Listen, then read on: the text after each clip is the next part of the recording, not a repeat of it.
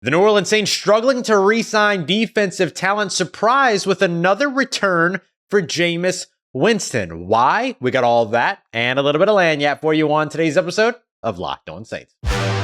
You are Locked On Saints, your daily New Orleans Saints podcast. Part of the Locked On Podcast Network, your team every day.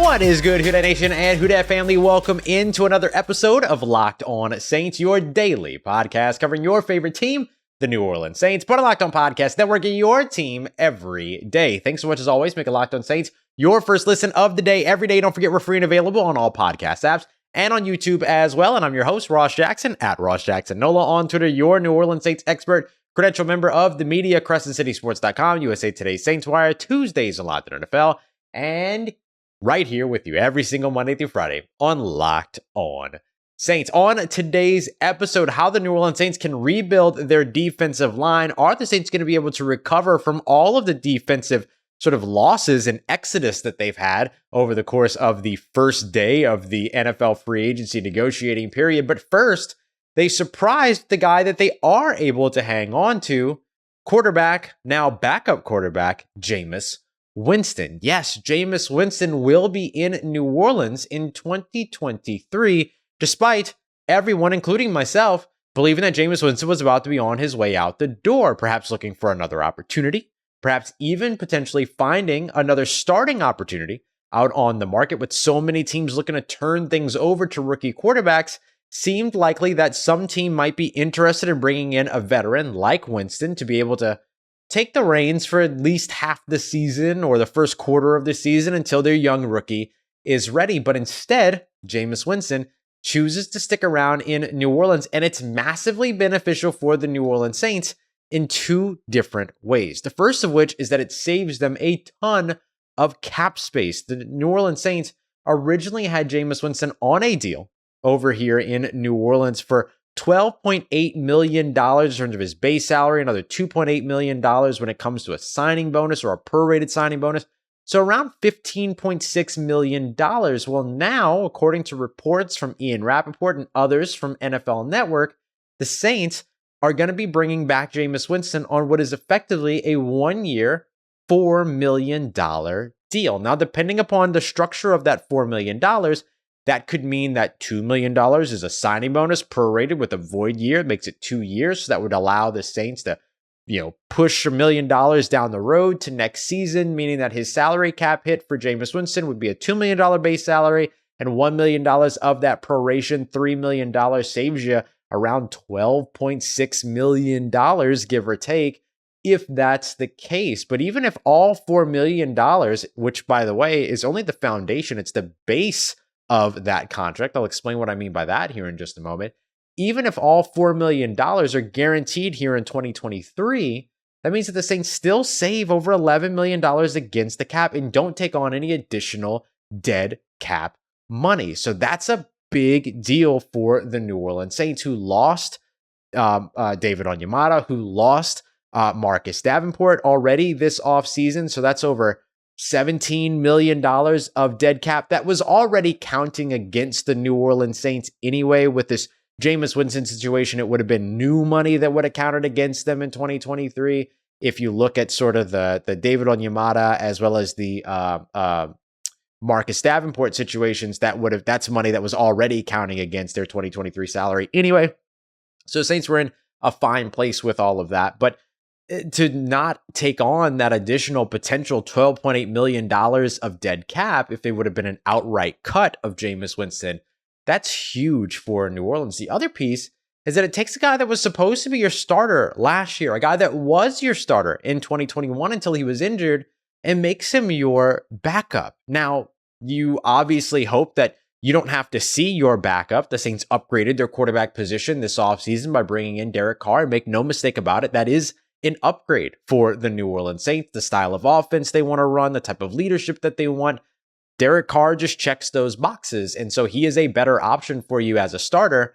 as I've seen some folks out there who have sort of said, hey, it's not outside of the realm of possibility that Jameis Winston goes out there and beats Derek Carr for the starting role in camp. And I will tell you right now, yes, it is very much outside the realm of possibility that that happens. Derek Carr is on a whole other astronomical deal from where Jameis Winston is. Jameis Winston coming back to New Orleans as a backup. Now, I mentioned that it's a $4 million base in terms of what his contract is. What I mean by that is that it also has incentives that could get him up to a maximum of $8 million. We don't know what those incentives are yet, but you have to imagine that it's connected to things like playing time and performance, passes, or not passes, but, completions, touchdowns, probably number of snaps played, games won, games played, things like that. So all of that will probably be bunched up into a whole bunch of different incentives so that if something does happen and Derek Carr, which would be uncharacteristic for him, misses time for health concerns,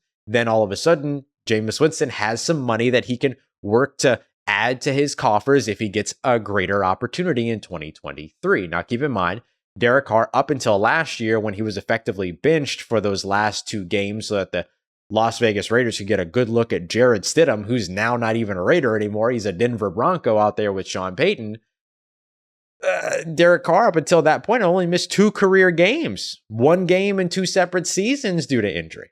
So for the Saints, you feel pretty good about Derek Carr's durability, but obviously the Saints have dealt with a lot of health concerns over the past couple of years. So having a strong car insurance policy, if you will, thank you, John Stigler from Saints Wire for that pun, in Jameis Winston, not a bad way to go. Now, a lot of folks are wondering why Jameis Winston returns to the New Orleans Saints on a deal like this, because you're not just doing it out of the graciousness of your heart because you're trying to help the Saints save some money.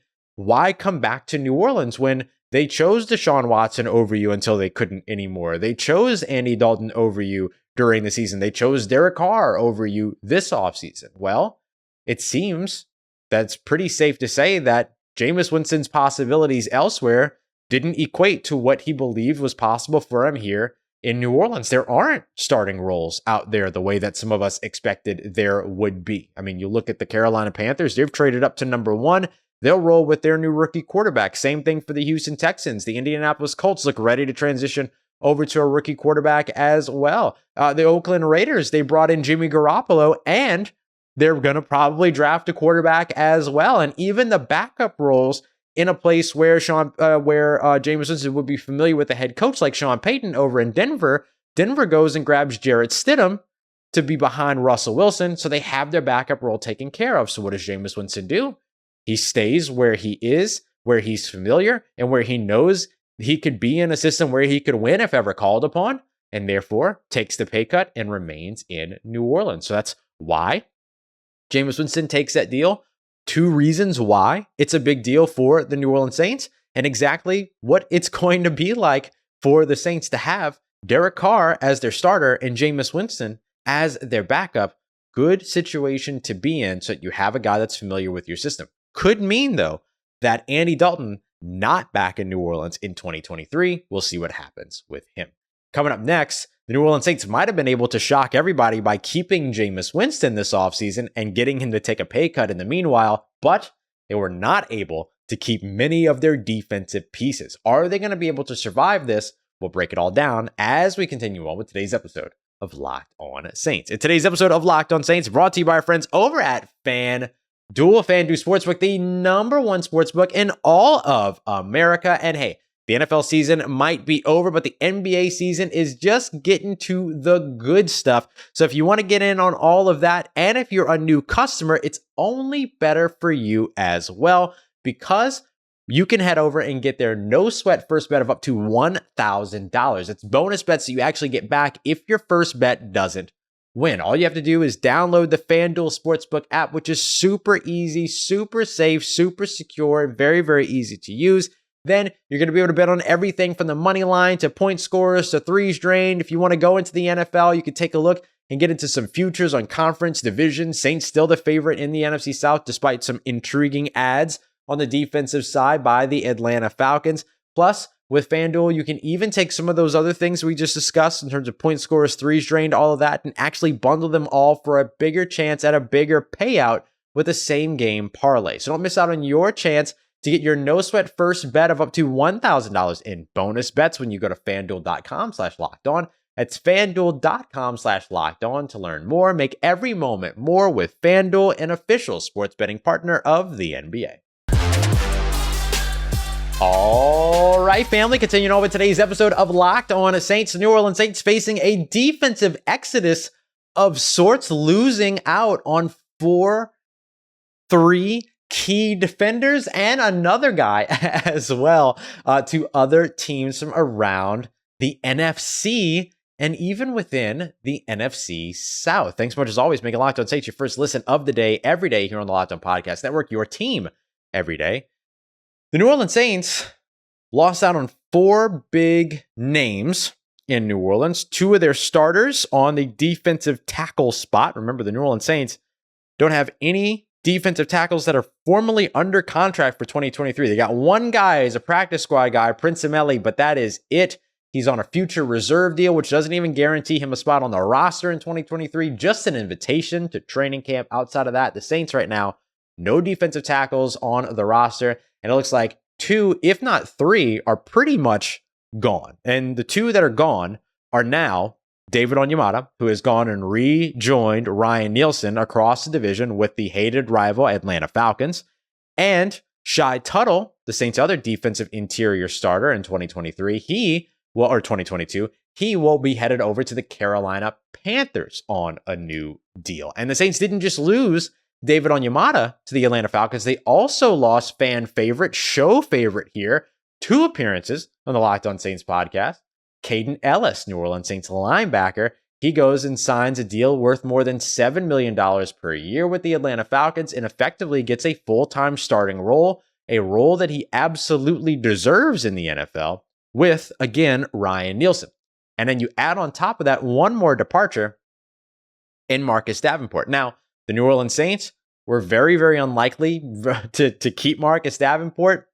It got even more unlikely if you've seen his contract already. He heads to the Minnesota Vikings on a 1-year, $13 million deal. 1-3. It's a lot of money to pay for a guy who had a half sack in 2022. So, unlikely that the New Orleans Saints were going to keep Marcus Davenport at that price tag. Very unlikely that they were going to keep Kaden Elliss at that price tag as well. As good a player as Kaden Elliss is, as much as he deserves a starting role, as great as he was in place of Pete Werner in 2022, getting paid more than $7 million a year in terms of your average annual value effectively takes you out of the running for the New Orleans Saints, because on the New Orleans roster, Kaden Elliss was the 3rd linebacker stuck behind Demario Davis and Pete Werner. He wasn't going to leap either of those guys. So there's not a way that the New Orleans Saints were going to pay him top 20 money at his position to be the 3rd linebacker that rarely saw the field. So now he ends up, unfortunately for the New Orleans Saints, with the hated rival Atlanta Falcons, where he's going to get to terrorize the New Orleans Saints twice a season. And I do mean terrorize. The guy had, he didn't really become a full-time starter until the back half of last season, and he ended up with 7 sacks by the time that it was all said and done. 14 times the amount of sacks that Marcus Davenport had, by the way, because Marcus Davenport only had a half sack. And Marcus Davenport got paid $13 million. So Marcus Davenport, Kaden Elliss, both priced way out of what the New Orleans Saints could pay, right? The Saints could have afforded those things. They could have made those contracts work, no problem. But they were not about to pay that much, because Marcus Davenport at the end of the 2022 NFL season was already losing starts to Carl Granderson, who had this really great development toward the end of the year, has had great development just last season, has played nearly 1,000 snaps less than Marcus Davenport, but is only shy of Marcus Davenport's career sack numbers by 7. So the Saints very happy with Cam Jordan, whose contract they restructured. He'll be back in New Orleans in 2023, and Carl Granderson as their starters over on the outside. As for David Onyemata, he got a nice big deal as well, $12 million per year in terms of the average annual value, a good $24.5 million of that massive contract guaranteed. So it is, you get through those guarantees over the course of 2 years out of the 3-year deal in Atlanta. It's effectively a $12 million a year deal, whether you look at the guarantee structure or the overall structure. And that, again, way more than the New Orleans Saints were going to pay at that position. Shy Tuttle, on the other hand, ends up in Carolina, gets a pretty good deal, a substantial deal, not one that New Orleans couldn't or wouldn't have given, but he gets an opportunity to get back to Carolina. So for the Saints, though, it leaves them without a stud linebacker that was quality depth and starter material for them. I think the thing that you look at is that Kaden Elliss maybe could have taken over as a starter along with Pete Werner once Demario Davis hangs up the cleats, but that's not here in 2023, so why should Kaden Elliss hang around for that? The Saints also lose out on both of those starting defensive tackles, and then they miss out on Marcus Davenport as well. Marcus Davenport leaves. He goes somewhere else and gets paid an absurd amount of money. So are the Saints going to be able to survive this? They can. It's not going to be easy, right? Especially the defensive line. Just a lot of bodies that you're going to have to find at this point. Again, only Prince Emeli is on the roster for the Saints at defensive tackle, and he's not even on the roster technically for 2023. Maybe you hope that Kentavious Street comes back. He had a really nice season for the Saints last year. Malcolm Roach said, reports are that Malcolm Roach was offered a contract by the New Orleans Saints to stick around, but he has asked to be able to go out and test his free agency market. So it doesn't mean that things are done when it comes to Malcolm Roach, but if he ends up signing elsewhere, then that complicates things even further for the New Orleans Saints. And honestly, even the Marcus Davenport departure complicates things for New Orleans at least a little bit, right? It's not a situation here to where you're going to say, okay, well, they're going to really miss that half sack, but it does put them in a spot to where, you've got Cam Jordan and Carl Granderson on opposite sides. You've got a rotational guy in Tano Passanio. You'll have to see where Peyton Turner is. Is he rotational? Is he a reserve? Could he become a starter? You have to kind of figure out where he's at. And then on the practice squad / the reserve future deals, you've got Jabari Zuniga, who's played 12 career games and only one for the New Orleans Saints last year, wherein he had 2 tackles. So for the Saints, even still finding an edge rusher could mean a lot to them, and missing out on Marcus Davenport just solidifies the fact that you have to go and find that position. It takes you from that position being one that you could address to one that you should probably address with at least a couple of more bodies, whether they be in the free agency market or on the free agency market or in the draft. So can the Saints overcome this? Yeah, and honestly, this could be something that the Saints were planning for in the first place. In fact, very likely they had a plan if they would have been able to keep 2 out of these 3 guys, or if they would have been able to keep all 3 of them or whatever. And they very likely had a plan in place in case they got none of them. And that's a plan that they're going to have to enact now with a new defensive line coach and with a new defensive coordinator, right? New defensive line coach in Todd Grantham and a new defensive coordinator in Joe Woods, although it's still very much Dennis Allen's system. So it'll still be heavy rotation. Doesn't mean you have to go out there and find bona fide, 90% snap interior defensive linemen. You don't have to worry about that in terms of a game-by-game basis. All you got to do is find the right talent that fits your scheme and then allow them to rotate and be able to do what it is that you've done so well since 2017. Now, the big thing is 2017 is when Ryan Nielsen joined. Ryan Nielsen's not in the building anymore. He's in Atlanta. So what can Todd Grantham bring you? What can Dennis Allen do? What can Joe Woods do when it comes to defensive line? That's where the New Orleans Saints are going to have a lot of questions to answer. But some of those answers could be found in free agency and in the draft. So if I was tasked with rebuilding the Saints defensive line, I would start in free agency and then put the cherry on top in the draft. I'll tell you exactly how I would do that as we continue on and wrap up today's episode of Locked On Saints. And today's episode of Locked On Saints brought to you by the best tasting protein bar on the market. Yes, you know what I'm talking about. It is Built Bar, covered in 100% chocolate. We're talking about 17 grams of protein, but only about 130 calories and 4 or 5 grams of sugar. And by the way, now with March Madness on the way, make sure you get started on your Built Bar March Madness bracket. I'm going to be voting for my mint chocolate Built Bar, my mint brownie Built Bar. Absolutely love those. And if you want your team to win here when it comes to all that, make sure that you're voting on the bar that you support. When you vote for your favorite bar or puff, you're going to be entered in a drawing to potentially be one of 50 lucky Locked On listeners to get a free box of Built. Yeah, we're taking care of you like that. Not only that, but one Locked On fan is also going to get a 12-month subscription to Built so you can have Built's best bars and puffs delivered straight to your door for 12 months. Does it get any better than that? All you have to do is run to BuiltMarchMadness.com. That's BuiltMarchMadness.com right now. Vote for your favorite bar or puff and pick up a box while you're there. You can vote every day in March. So hop on and support your pick today. Once again, that is builtmarchmadness.com. Let's get it. Who Dat Nation, wrapping up today's episode of Locked On Saints, rebuilding the New Orleans Saints defensive line, especially after the defensive exodus that they just went through. Once again, losing out on guys like David Onyemata and Shy Tuttle, potentially Malcolm Roach, who wants to test the free agency market.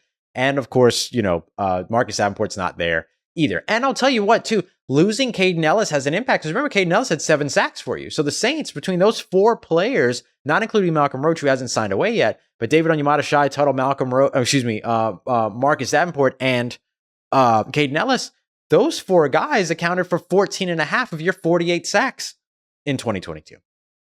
Now, only half of those sacks came from Marcus Davenport, and he got $13 million. He got paid the most out of all of them. So the Vikings hoping to rest their laurels on potential here. But if I needed to come in today and rebuild the New Orleans Saints defensive line, here's how I would do it. I would start in free agency at defensive tackle. I'm calling up some veterans, guys like Michael Brockers, guys like Larry Ogunjobi, guys like Poona Ford, guys like A'Shawn Robinson. And if I can walk away from that group, and it's still an even deeper group than that, Sheldon Rankins, former New Orleans Saint, hasn't been re-signed by the Jets. He's still out on the market. Guys like Jerry Tillery of the most recently the Las Vegas Raiders, who's got a little bit of that Derek Carr connection, but was drafted by the Los Angeles Chargers, could go after him as well. So there's a lot of players out here to where the Saints can get on the phone with 5, 6, 7, 8, 9 of these guys like Linval Joseph, Solomon Thomas, all these others, and walk away with 2 or 3 in free agency, and they're in a much better place than where they left off. I think you try to get more than that too. Taven Bryant, he was a guy that played with the Cleveland Browns, where Joe Woods just came from. So there's also a connection there. So if I walk away from free agency with, let's say, a Poona Ford and former Seattle Seahawk and an A'Shawn Robinson from the Los Angeles Rams, I'm really happy about that. Then if I can go like a little bit of a step further, and if I can grab another rotational guy like Mario Edwards Jr., who is 29, I believe now, going into the season, and somebody that the Saints know, they could bring him over from the Titans. A guy like Jaleel Johnson, who spent the offseason with the New Orleans Saints, ended up with the Falcons. You can now bring him back over the course of this offseason. So there's a lot of these guys that the Saints can bring in towards the bottom part of the roster that are going to be vet minimum deals that aren't even going to hit the salary cap until the full 53 counts against. And so if you can walk away with 2 of those sort of bottom of the market, like affordable contract guys, and then also add on some talent like Poona Ford as well as A'Shawn Robinson, then you get to go into the draft at the defensive tackle spot and grab a top defensive tackle in one of the top, let's say, in the first 2 days, right?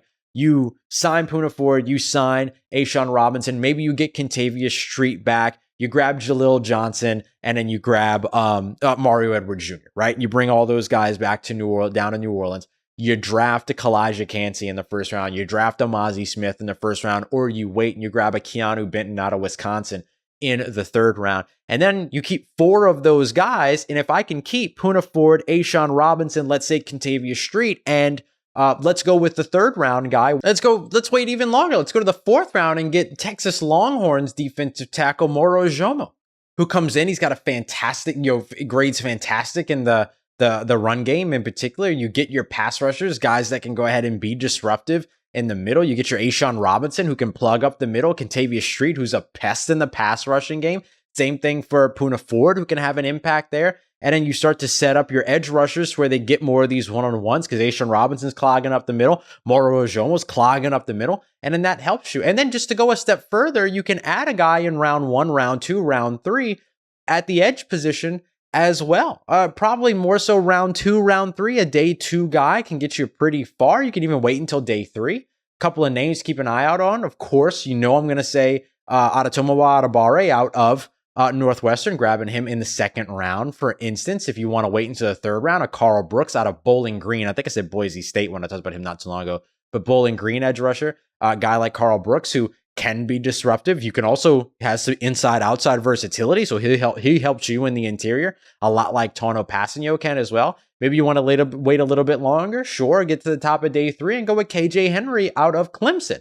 The Saints can find the players that they need to rebuild their defensive line. This isn't something to be afraid of. The thing to be afraid of is, are they going to be able to fit into the system, be the right fits for what the New Orleans Saints need in 2023, so that they can sort of stop that downward trajectory that they had going from 2021 to 2022 in the run game, where they were a top 4 run game for 3 years in a row, or run defense for 3-4 years in a row. And then all of a sudden we're 24th in the NFL, number 24 when it came to rushing yards allowed.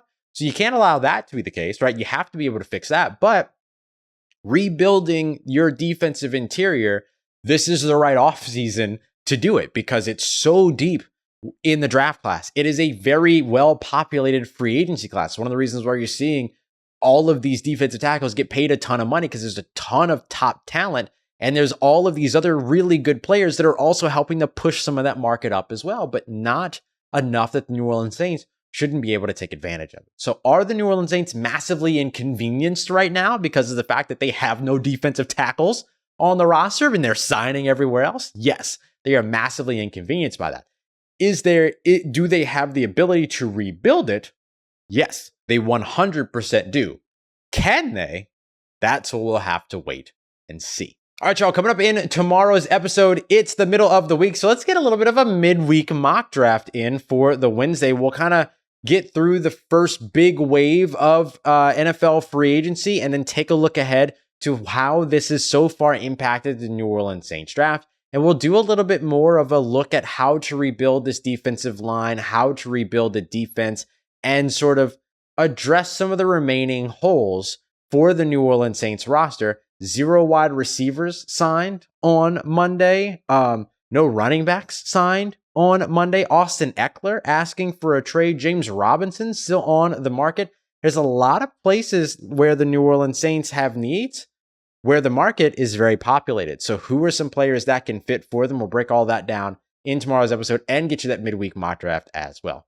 Appreciate you as always. Make it Locked On Saints your first listen of the day every day. For your second listen, make sure you go and check out Locked On NFL Draft. Damian Parson, Keith Sanchez bringing you everything you need to know about the biggest prospects in this year's draft, as well as the hidden gems and sleepers that can turn your team into a big-time winner in 2023. Find Locked On NFL Draft wherever you get your podcast and on YouTube as well. I appreciate you as always, making Locked On Saints a part of your day, part of your routine, for saying yes to me and the show. And as always, if you see me, say hi. And if you need anything else around your New Orleans Saints, make sure you follow me on Twitter at Ross Jackson, NOLA. Hit me up. Let me know how the family's doing. Let me know how you're living. Let me know how your mom and them. And trust you, that nation, I'll holla at you.